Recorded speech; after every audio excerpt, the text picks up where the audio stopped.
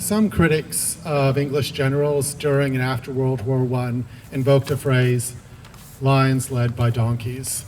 The contention being that the infantry of brave and skilled soldiers, the lions, were let down by incompetent and indifferent generals, the donkeys. It could be of interest to us as Australians that the donkey should be used as some type of insult when a donkey forms such a central part of our Anzac story, Simpson's donkey. As John Monash, then a colonel and later, of course, a general, wrote at the time during the campaign immediately following the landing at Anzac Cove, Private Simpson and his little beast earned the admiration of everyone at the upper end of the valley.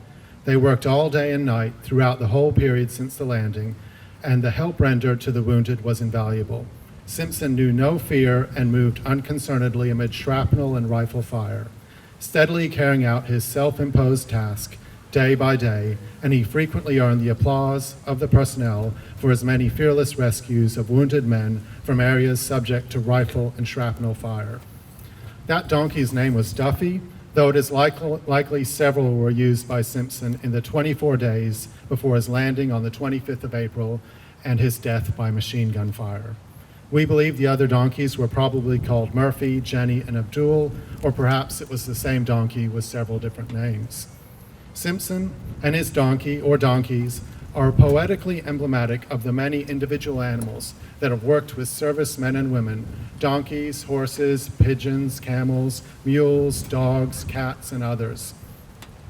Countless animals brought into conflicts beyond their comprehension. We owe it to them and to ourselves to remember them. As a nation and as individuals, families, and communities, we owe a debt that can never be repaid to those men and women who paid the ultimate sacrifice so that we could be free. We remember them because we need to, for them and for us. Those three sacred words, lest we forget, are a guidance and a caution. In a sense, a nation is defined by who it remembers, who it honors, and who it will not forget. We gather here today to remember those who did not and could not ask to be remembered, those whose comprehension did not have the language to know the full horror of war until they were in the thick of it, those who could not know what was happening. They have trusted our servicemen and women, they have worked for them, they have assisted them, they have served with them, and they have died for them and us, and we remember them. The purple poppy. What does the purple poppy represent? A purple poppy illustrates the remembrance of more than 16 million animals who served in World War I in between 1914 and 1918. These animals included horses, camels, pigeons, donkeys, dogs, canaries, cats, mules, and glowworms. Each of these animals has a particular important role during the war in assisting our troops with transportation, communication, and companionship. They fought bravely and died alongside our troops, and most, if not all, of them just died in silence, together with their unsung heroes.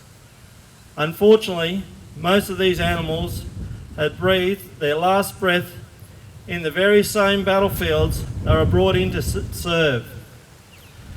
Thank you for the opportunity to highlight the purple poppy today, and when you see one, please think of these animals and acknowledge their ultimate sacrifice.